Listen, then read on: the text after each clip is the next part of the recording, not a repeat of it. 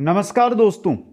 RPSC second grade paper test के लिए हम देख रहे थे राजस्थान का भूगोल।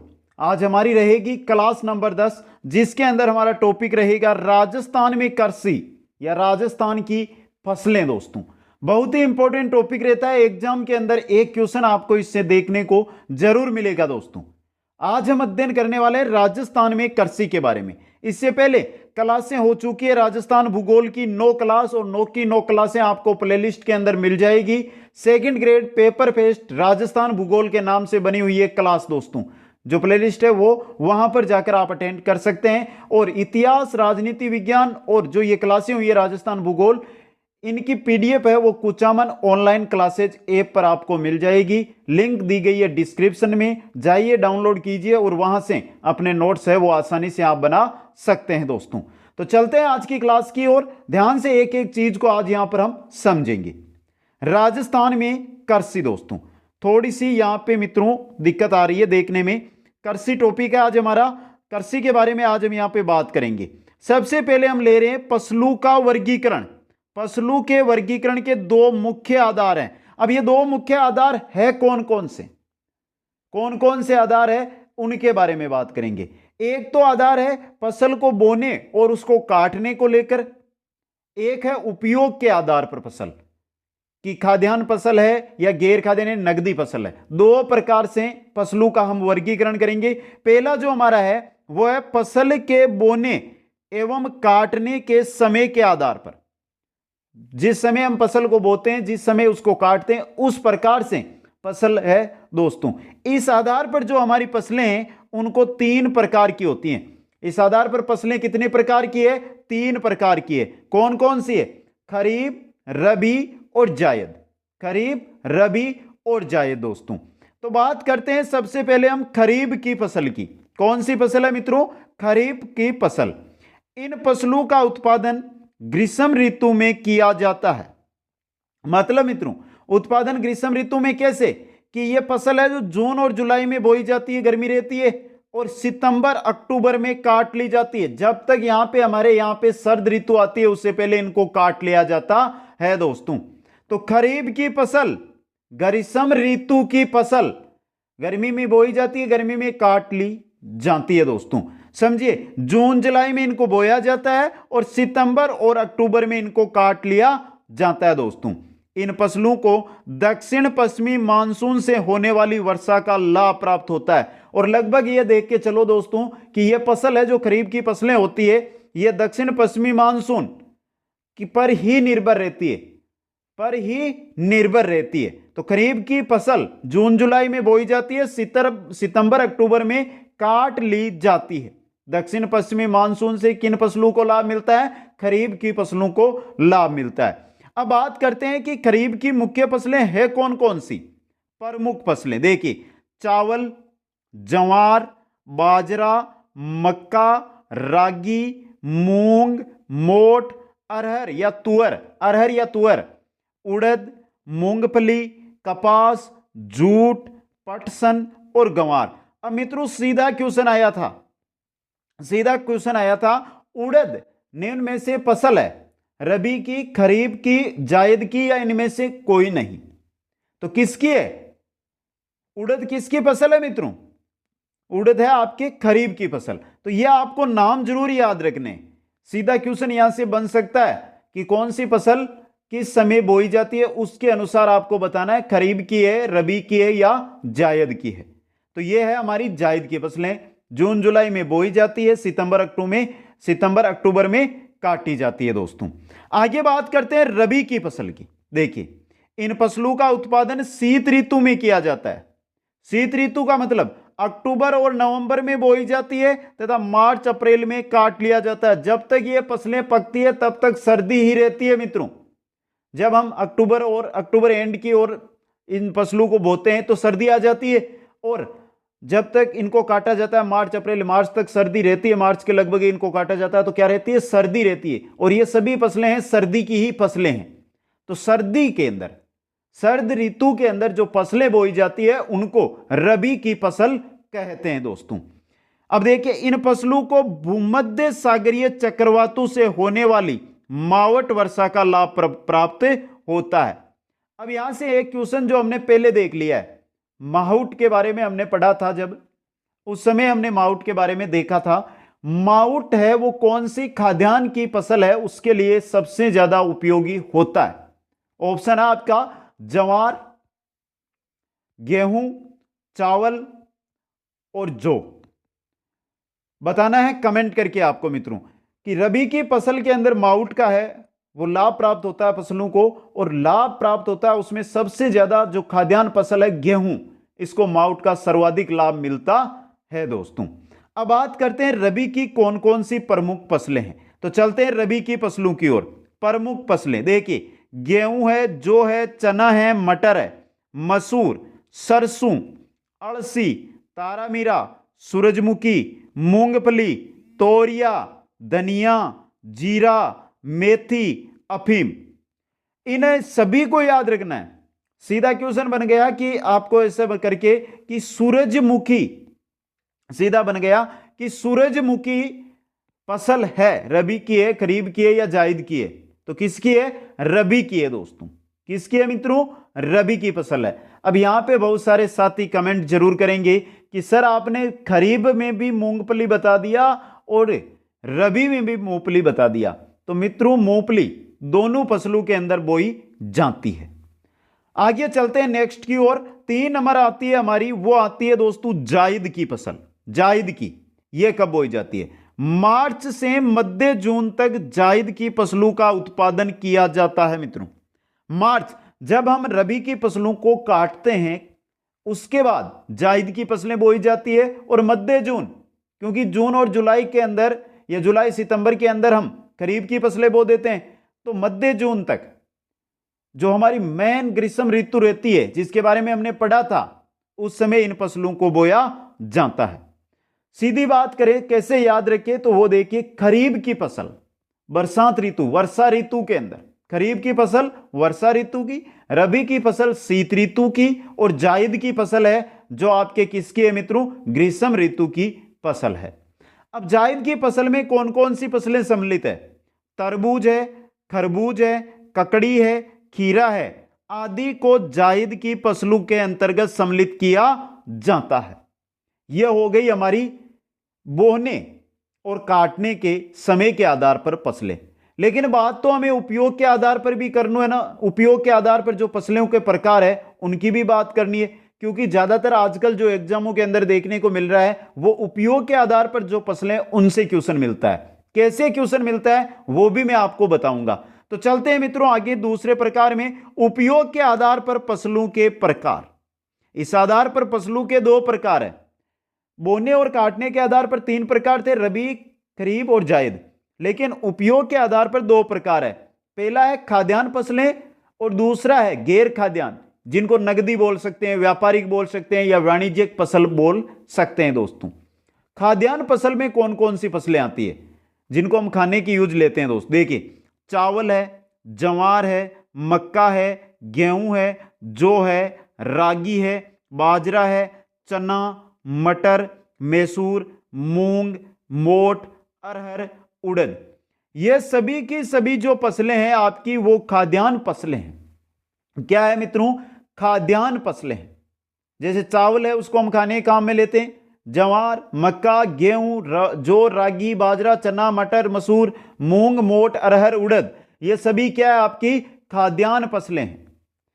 अब मित्रों खाद्यान्न फसलें आपके सामने हैं, तो बात करते हैं हम गैर खाद्यान्न फसल या नगदी या व्यापारिक या वाणिज्यिक फसल की। नाम से पता चल रहा है नगदी, व्यापारिक या वाणिज्यिक, यानी जिनसे कुछ फायदा हो, जिनसे इनकम हो। जैसे कि इनके अंदर पहला प्रकार है तिलहन का, दूसरा है रेशेदार फसलें, तीसरा है बागानी फसलें और चौथा है अन्य व्यापारिक फसलें। जैसे तिलहन में देखिए मूंगफली से तेल निकाला जाता है, अरंडी से तेल, तिल से तेल, सोयाबीन, सरसों, अड़सी, तारामीरा, तोरिया, सूरजमुखी, सभी से तेल निकाला जाता है। मतलब ये व्यापारिक फसलें हैं। और क्वेश्चन कैसे बनकर आएगा आप ही बता देता हूं मैं। क्वेश्चन आएगा निम्न में से व्यापारिक फसलें हैं, फिर आपको एक ही ऑप्शन में 3-3 फसलें दी जाएगी। जैसे ऑप्शन ए रहेगा चाय, पटसन और अरहर, इसके अंदर अरहर हमने डाला, वो खाद्यान्न हो गई। बी ऑप्शन दिया जाएगा आपको, तंबाकू, कॉफी और अरंडी। तंबाकू, कॉफी और अरंडी। तो यहां पे देखिए तंबाकू है, कॉफी है और आपकी अरंडी है।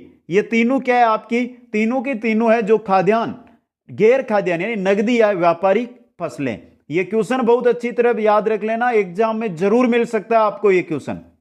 रेशेदार फसलें, कपास है, जूट या पटसन है, मेस्ता है या सनई है। बागानी फसलों की बात करें जैसे चाय, कॉफी, नारियल, रबर, मसाले, ये बागानी फसलों के अंतर्गत आते हैं। और अन्य व्यापारिक के अंदर जैसे गन्ना है, जैसे तंबाकू है। अब क्वेश्चन ये भी तो बनकर आ सकता है, निम्न में से बागानी फसल है कौन सी है?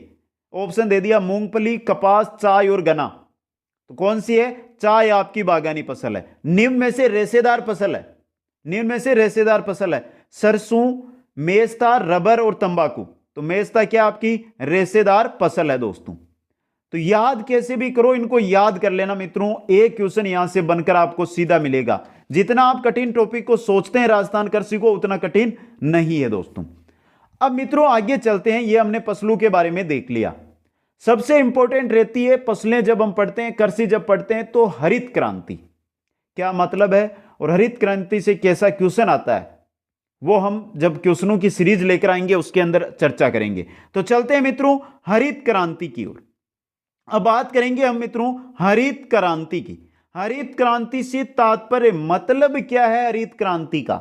देखिए मित्रों, भारत में 20वीं शताब्दी में, भारत में 20वीं शताब्दी में 1960 के दशक के मध्य, 1960 का दशक मतलब 1960 से 1970 के मध्य, मतलब 1966-67 में खाद्यान्न फसलों के उत्पादन में हुई तीव्र वृद्धि से हैं। तो हरित क्रांति का मतलब किससे है कि 1966-67 के अंदर जो खाद्यान्न फसलों में तीव्र उत्पादन हुआ, उसका कारण क्या रहा, क्यों हुआ उत्पादन? देखिए, जो अधिक उपज देने वाले बीज, रासायनिक उर्वरक, नई तकनीक के उपयोग के परिणाम स्वरूप हुई थी।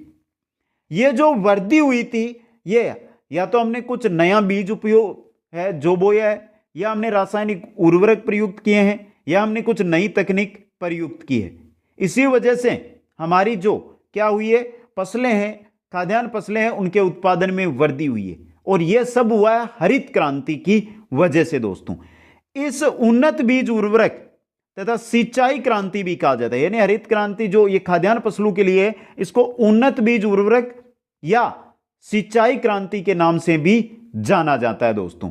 आगे चलिए, आगे देखिए, विश्व में हरित क्रांति का जनक, नोबेल पुरस्कार से सम्मानित प्रसिद्ध अमेरिकी कृषि वैज्ञानिक नॉर्मन अर्नेस्ट बोरलॉग को कहा जाता है। यह इंपॉर्टेंट क्वेश्चन बन सकता है। वैसे अगर पूछा जाएगा कि हरित क्रांति का जनक, तो आपसे विश्व को छोड़कर यहां पर भारत का पूछा जा सकता है कि भारत में हरित क्रांति का जनक कौन है? Doctor M S. Swaminathan. Important question है। वैसे विश्व की बात की जाए, सीधा क्वेश्चन बनकर आए तो आपको याद रखना है नॉर्मन अर्नेस्ट बोरलॉग, यह है हरित क्रांति के जनक। बात आ जाए भारत के संदर्भ में, तो भारत के संदर्भ में हरित क्रांति के जनक रहेंगे डॉक्टर एम.एस. स्वामीनाथन दोस्तों, जिनके निर्देशन में भारतीय कृषि वैज्ञानिकों के द्वारा पंतनगर उत्तराखंड में स्थित गोविंद वल्लभ पंत कृषि एवं प्रौद्योगिकी विश्वविद्यालय में गेहूं के उन्नत बीजों का प्रयोग किया गया था। तो यह बहुत अच्छा क्वेश्चन बन रहा है यहां पे।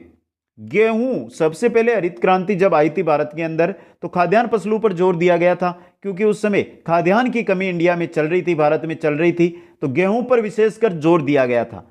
इसीलिए जो हमारे वैज्ञानिक है, उन्होंने पंतनगर जगह है उत्तराखंड में जगह है पंतनगर, वहां पर है गोविंद वल्लभ पंत कृषि एवं प्रौद्योगिकी विश्वविद्यालय, वहां पर गेहूं के उन्नत बीजों का प्रयोग किया गया था दोस्तों। किसके निर्देशन में? Swaminathan, doctor M S. स्वामीनाथन के निर्देशन में दोस्तों।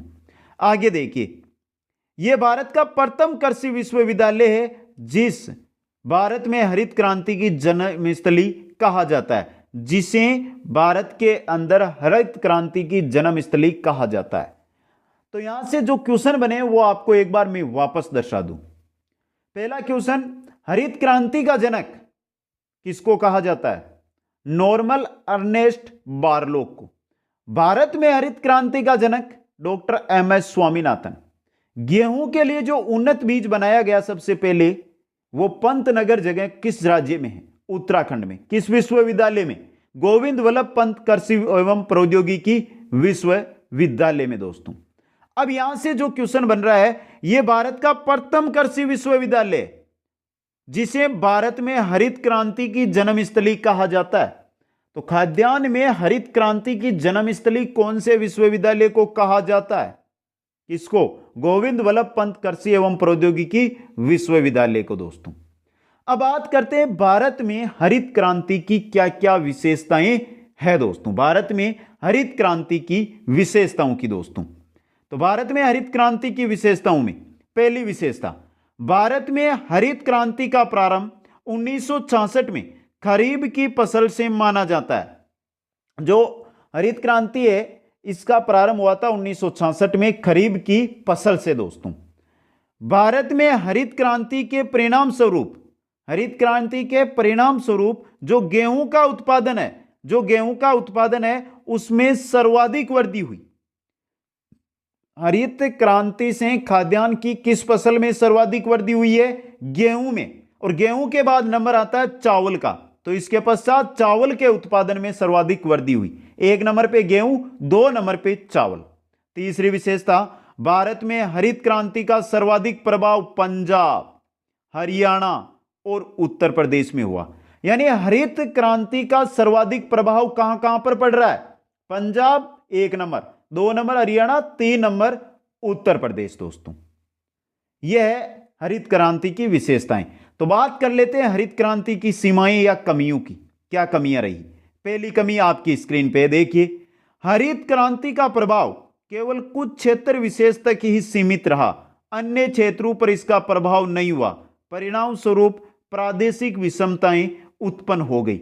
जैसे कि पंजाब और राजस्थान है जो सीमावर्ती राज्य है, लेकिन पंजाब आज हरित क्रांति से फायदा लेकर 1 नंबर पर पहुंच गया और राजस्थान को वो फायदा हरित क्रांति से नहीं मिल सका दोस्तों। इससे प्रादेशिक जो विषमताएं हैं वो उत्पन्न हो गई दोस्तों। दूसरा देखिए, दूसरी कमी देखिए, हरित क्रांति के प्रभाव से केवल कुछ खाद्यान्न फसलों के उत्पादन में ही वृद्धि हुई, अन्य फसलों के उत्पादन पर कोई प्रभाव नहीं हुआ।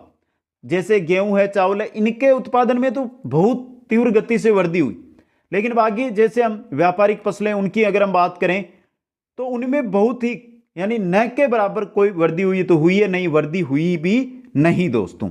भारत वर्तमान में अपने खाद्य तेलों की कुल खपत का लगभग 75% भाग आयात के द्वारा पूर्ण करता है। जब खाद्यान्न फसलों पर हरित क्रांति से जोर दिया गया उस समय अगर जो हमारे तेल वाली फसलें हैं उन पर भी, जैसे मूंगफली है, सरसों, इन पर भी जोर दिया होता तो आज 75% भारत आयात नहीं करता तेल। समझे मित्रों? इस वजह से यह कहा जा सकता है कि हरित क्रांति एक जो खाद्यान्न फसलें हैं उनकी ओर ही क्या रही? सिमट गई दोस्तों। तीसरी कमी की ओर चलते हैं। तीसरी कमी देखते हैं, यह हरित क्रांति सिंचाई पर आधारित थी। जो हरित क्रांति है वो सिंचाई पर आधारित थी, लेकिन भारत में वर्तमान में भी कुल कृषिगत भूमि का लगभग 50% भाग सिंचाई के लिए मानसून पर निर्भर करता है। खरीफ की फसल पर निर्भर है आज भी भारत का लगभग हिस्सा दोस्तों। अगर जो हरित क्रांति है वो सिंचाई पर है, लेकिन भारत में सिंचाई की सुविधाएं भी नहीं है। 50% आबादी या क्षेत्र है उस पर आज भी मानसून की बरसात पर निर्भर रहता है वो क्षेत्र कृषि के लिए। इस वजह से सफल नहीं हो सकी। यह हरित क्रांति पर्यावरण एवं पारिस्थितिकी संतुलन के अनुकूल नहीं रही। पर्यावरण और पारिस्थितिकी संतुलन, क्योंकि कीटनाशक दवाओं का इसमें प्रयोग किया जा रहा था, उस वजह से रसायन उर्वरक इसके अंदर प्रयोग किए जा रहे थे। इस वजह से पर्यावरण और पारिस्थितिकी संतुलन अनुकूल नहीं थी। पांचवी कमी देखिए, शाकनाशी तथा कीटनाशी के उपयोग से कैंसर जैसे असाध्य रोग में वृद्धि हुई है। भारत के अंदर कैंसर रोग में वृद्धि हुई है हरित क्रांति के परिणाम स्वरूप। वृद्धि थोड़ा बहुत, लेकिन वृद्धि हुई। क्योंकि जो भी फसलें थी खाद्यान्न फसलों में वृद्धि हो रही थी और खाद्यान्न फसलों में हम क्या डाल रहे थे, कीटनाशी और शाकनाशी दवाइयां, उर्वरक का छिड़काव कर रहे थे। इस वजह से वो हमारे शरीर में जाकर कैंसर जैसी असाध्य जो रोग है उसमें वृद्धि कर रहे थे। वर्तमान में धीरे धीरे हरित क्रांति का प्रभाव कम हो रहा है, इसलिए भारत सरकार के द्वारा द्वितीय हरित क्रांति प्रारंभ की गई है दोस्तों। यह थी हमारी हरित क्रांति। हरित क्रांति के आगे चलते हैं तो हमारे आती है श्वेत क्रांति। श्वेत क्रांति तथा ऑपरेशन फ्लड कार्यक्रम मित्रों, श्वेत क्रांति या ऑपरेशन फ्लड कार्यक्रम दोस्तों। देखेंगे क्या है यह ऑपरेशन फ्लड और क्या है श्वेत क्रांति। दुग्ध के उत्पादन में वृद्धि लाना श्वेत क्रांति कहलाना है। दुग्ध उत्पादन में वृद्धि लाने के लिए जो स्कीम लाई गई वो ही है श्वेत क्रांति। जैसे हरित क्रांति खाद्यान्न फसलों के लिए थी, उसी प्रकार श्वेत क्रांति है दुग्ध उत्पादन के लिए दोस्तों। अब देखिए यहां पे आगे 1964-65 ईस्वी में केंद्र सरकार के द्वारा श्वेत क्रांति लाने के लिए सघन पशु विकास कार्यक्रम प्रारंभ किया गया। 1964-65 के अंदर सरकार द्वारा, केंद्र सरकार के द्वारा श्वेत क्रांति लाने के लिए सघन पशु विकास कार्यक्रम, यह कार्यक्रम है, क्वेश्चन आ सकता है कि सघन पशु विकास कार्यक्रम किस क्रांति के तहत शुरू किया गया, श्वेत क्रांति के तहत। इसके अंतर्गत पशुपालकों को पशुपालन में सुधरे हुए तरीके प्रदान किए गए तथा उन्हें उन्नत नस्ल के गाय भैंस प्रदान किए गए। उन्नत नस्ल के गाय भैंस क्यों दिए गए?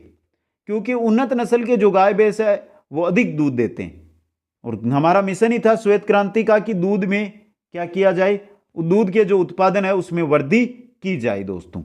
इसलिए उन्नत नस्ल के पशु जैसे गाय भैंस है ये पशुपालकों को दिए गए। आगे देखिए श्वेत क्रांति की गति को और अधिक तेज करने के लिए 1970 ईस्वी में राष्ट्रीय डेयरी विकास बोर्ड के द्वारा राजस्थान सहित भारत के 10 राज्यों में ऑपरेशन फ्लड कार्यक्रम प्रारंभ किया गया। ऑपरेशन फ्लड जब कार्यक्रम आया था 1970 में, किसके द्वारा? राष्ट्रीय डेयरी विकास बोर्ड के द्वारा। तो ये राजस्थान सहित यानी राजस्थान के साथ 10 राज्यों में आया था दोस्तों, जो विश्व का सबसे बड़ा समन्वित डेयरी विकास कार्यक्रम था। अब सीधा क्वेश्चन बन गया, ऑपरेशन फ्लड है डेयरी विकास कार्यक्रम। याद रखना मित्रों, वर्तमान में ऑपरेशन फ्लड कार्यक्रम के 3 चरण पूरे हो चुके हैं। कौन कौन से हैं? देखिए मित्रों, वर्तमान के अंदर जो ऑपरेशन फ्लड 1970 में ऑपरेशन फ्लड आया था और वर्तमान तक इसके 3 चरण है जो पूरे हो चुके हैं दोस्तों। आगे चलिए मित्रों, ऑपरेशन फ्लड कार्यक्रम के निर्माता डॉक्टर वर्गीज कुरियन को भारत में श्वेत क्रांति का जनक कहा जाता है। डॉक्टर वर्गीज कुरियन है, उनको भारत में श्वेत क्रांति का जनक कहा जाता है। श्वेत क्रांति का जनक किनको कहा जाता है? डॉक्टर वर्गीज कुरियन। तो क्वेश्चन अच्छा बना, हरित क्रांति का जनक किसको कहा जाता है? विश्व स्तर पर हरित क्रांति का जनक किसको कहा जाता है? नॉर्मन अर्नेस्ट बारलो को। भारतीय स्तर पर बात करें या भारत में हरित क्रांति का जनक MS स्वामीनाथन। समझे मित्रों? और जो ऑपरेशन फ्लड कार्यक्रम है इसके निर्माता कौन थे? डॉक्टर वर्गीज कुरियन। श्वेत क्रांति के जनक डॉक्टर वर्गीज कुरियन। विश्व में दूध का सर्वाधिक उत्पादन करने वाले देश 1 नंबर पे है भारत, 2 नंबर पर USA अमेरिका दोस्त। तो सर्वाधिक दूध उत्पादन में 1 number Bharat, 2 number USA। Bharat में सर्वाधिक दूध उत्पादन करने वाले राज्यों की बात की जाए 1 नंबर पर उत्तर प्रदेश, 2 नंबर पे आएगा राजस्थान दोस्तों। ये इंपॉर्टेंट चीज है मित्रों आपके लिए। आगे चलते हैं नेक्स्ट की ओर। भारत में प्रति व्यक्ति दूध की सर्वाधिक उपलब्धता किस राज्य में? प्रति व्यक्ति सर्वाधिक दूध उपलब्ध है वो है आपके पंजाब राज्य में दोस्तों। बात करते हैं ऑपरेशन फ्लड कार्यक्रम के मुख्य उद्देश्यों की। क्या क्या उद्देश्य हैं ऑपरेशन फ्लड कार्यक्रम के? पहला है दूध उत्पादन में वृद्धि लाना। क्या है? दूध उत्पादन के अंदर वृद्धि लाना।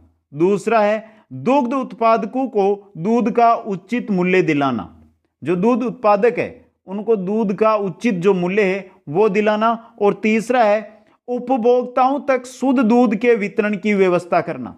जो दूध के ग्राहक है उन तक शुद्ध दूध कैसे पहुंचे, इसकी व्यवस्था करना ऑपरेशन फ्लड कार्यक्रम का उद्देश्य था। यह ऑपरेशन फ्लड के 3 मुख्य उद्देश्य थे दोस्तों। तो हरित क्रांति, श्वेत क्रांति। हरित क्रांति खाद्यान्न फसलें यानी फसलों से रिलेटेड, श्वेत क्रांति आई है, ये किससे रिलेटेड आई है, हमारे दूध से। आगे चलते हैं और बात करते हैं लाल क्रांति की। लाल क्रांति, अब जो क्वेश्चन बनने वाले हैं वो कैसे बनने वाले हैं, सीधा क्वेश्चन आएगा। लाल क्रांति संबंधित है किससे, टमाटर तथा मांस उत्पादन से संबंधित। मित्रों याद कैसे करें, टमाटर लाल, मांस को जब अगर किसी चीज का मांस है बाद में तो हो जाता है लेकिन शुरू में तो लाल, तो टमाटर और मांस रंग से पता कर लेना, लाल दोस्तों, टमाटर तथा मांस दोस्तों। बात करते हैं पीली क्रांति, तिलहन उत्पादन, विशेषतः सरसों से संबंधित है। पीली क्रांति, सरसों के पेदे जो पौधा होता है उसका फूल पीला होता है, मतलब सरसों से, और सरसों है तिलहन में, तो पीली क्रांति किससे संबंधित है, तिलहन से संबंधित है दोस्तों। बात करें नीली क्रांति की, तो मत्स्य उत्पादन से संबंधित कौन सी है आपकी, नीली क्रांति है। मत्स्य उत्पादन से संबंधित कौन सी है, नीली क्रांति है दोस्तों। आगे चलते हैं और आगे बात करते हैं कृषण क्रांति की। कृषण क्रांति की, खनिज तेल, कृषण क्रांति, खनिज तेल कैसा, जब खनिज तेल जब उसको कुएं से निकाला जाता है कैसा होता है, काला होता है। काले का मतलब कृषण, कृषण। पेट्रोल में आत्मनिर्भरता से संबंधित है कृषण क्रांति। इसके अंतर्गत पेट्रोल में एथेनॉल की मात्रा बढ़ाकर 10% कर दी गई। एथेनॉल की मात्रा बढ़ाई गई थी कृषण क्रांति के बाद। बायोडीजल के उत्पादन में वृद्धि लाना, बायोडीजल है उसके उत्पादन में वृद्धि लाना। तो कृषण क्रांति किससे संबंधित है, खनिज तेल से संबंधित कृषण क्रांति है दोस्तों। बात करते हैं सुनहरी क्रांति या स्वर्ण क्रांति की। सुनहरी क्रांति या स्वर्ण क्रांति, सुनहरी क्रांति या स्वर्ण क्रांति है बागवानी से संबंधित। किससे है, बागवानी से संबंधित। केंद्र सरकार द्वारा 2005 ईस्वी में राष्ट्रीय बागवानी मिशन प्रारंभ किया गया। सुनहरी क्रांति या स्वर्ण क्रांति के अंतर्गत ही 2005 के अंदर राष्ट्रीय बागवानी मिशन है वो प्रारंभ किया गया था दोस्तों।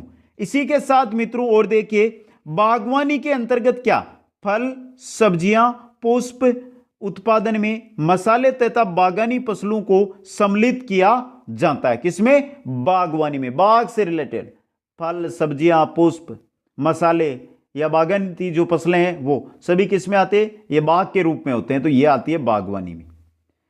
तो एक बार फिर सभी से पूछना चाहता हूं, लाल क्रांति किससे संबंधित है, टमाटर और मांस से, सुन ले ध्यान से। पीली क्रांति तिलहन से, विशेषकर सरसों से है पीली क्रांति। नीली क्रांति मत्स्य उत्पादन से। कृषण क्रांति काले वाली खनिज तेल से। सुनहरी या स्वर्ण क्रांति यह है बाग से, यानी बागानी फसलों से, बागवानी से संबंधित। बात करें यहां पे गुलाबी क्रांति की। गुलाबी क्रांति है झींगा मछली के उत्पादन से संबंधित। गुलाबी क्रांति किससे संबंधित है, झींगा मछली के उत्पादन से संबंधित। आगे आ रही है स्वर्ण रेशा क्रांति।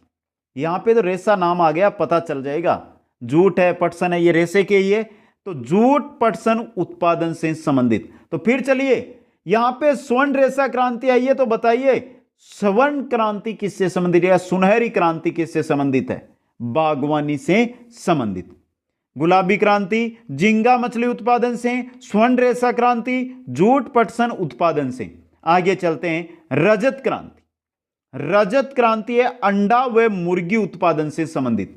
रजत क्रांति किससे संबंधित है, रजत क्रांति अंडा व मुर्गी उत्पादन से।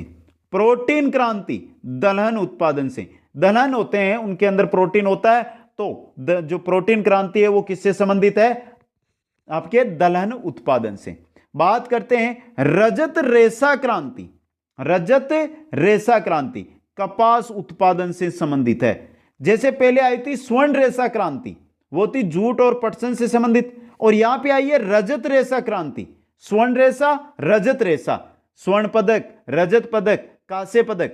तो जो स्वर्ण पदक मिला था स्वर्ण रेशा क्रांति में वो जूट पटसन को मिला था। रजत पदक यानी रजत रेशा क्रांति में मिला था, वो मिला था कपास को, मतलब कपास उत्पादन से संबंधित है दोस्तों। आगे हमारी क्रांति है वो है भूरी क्रांति। कौन सी है मित्रों? बुरी क्रांति, खाद्य प्रसंस्करण तथा रासायनिक उर्वरक के उत्पादन से संबंधित। बुरी क्रांति, खाद्य प्रसंस्करण और रासायनिक जो उर्वरक है उनसे संबंधित। इंद्रधनुष क्रांति, समस्त कृषिगत उत्पादनों से संबंधित। जो भी कृषिगत उत्पादन है उनसे संबंधित है इंद्रधनुष क्रांति। दोस्तों नोट लगाकर क्या लिखा गया है? वर्ष 2011 की जनगणना के अनुसार राजस्थान की कुल कार्यशील जनसंख्या का लगभग 62% भाग कृषि एवं संबंधित कार्यों में लगा हुआ है। दोस्तों 2011 की जो जनगणना है उसके अनुसार राजस्थान का कार्यशील जो जनसंख्या है उसका 62% भाग कृषि और कृषि से रिलेटेड जो कार्य है उन पर लगा हुआ है। दोस्तों इंपॉर्टेंट चीज है आपकी। एक बार फिर से आप सभी मित्रों को बता रहा हूं क्रांतियां, एक एक क्रांति, एक एक क्रांति। लाल क्रांति से, श्वेत क्रांति दूध से उत्पादन है, श्वेत श्वेत मिला लोगे आप, मेरे को पता है। बात करते हैं हम आगे, तो लाल क्रांति आती है। लाल क्रांति किससे? टमाटर और मांस से। पीली क्रांति तिलहन से। नीली क्रांति मत्स्य उत्पादन से। करसन क्रांति काला तेल वाला, तेल क्रांति। सुनहरी क्रांति या स्वर्ण क्रांति, स्वर्ण क्रांति तिलहन से संबंधित, सॉरी बागवानी से संबंधित। स्वर्ण क्रांति किससे है? सुनहरी क्रांति बागवानी से संबंधित। बात करते हैं स्वर्ण क्रांति, तो स्वर्ण रेशा क्रांति जूट या पटसन से संबंधित। बात करें आगे गुलाबी क्रांति, तो गुलाबी क्रांति है झींगा मछली के उत्पादन से। रजत क्रांति है, यह है आपके अंडा व मुर्गी उत्पादन से। प्रोटीन क्रांति है दलहन उत्पादन से। रजत रेशा, रजत क्रांति अंडा और मुर्गी से थी, लेकिन रजत रेशा क्रांति है यह है कपास उत्पादन से संबंधित। बुरी क्रांति है खाद्य प्रसंस्करण और जो रासायनिक उर्वरक है उनसे संबंधित। इंद्रधनुष क्रांति है समस्त कृषिगत उत्पादनों से संबंधित। आगे चलते हैं मित्रों, आगे देखते हैं।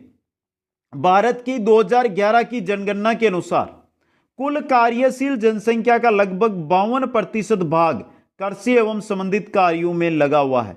इस प्रकार भारत में सर्वाधिक रोजगार कृषि क्षेत्र के द्वारा उपलब्ध करवाए जाते हैं। दो क्वेश्चन बन गए।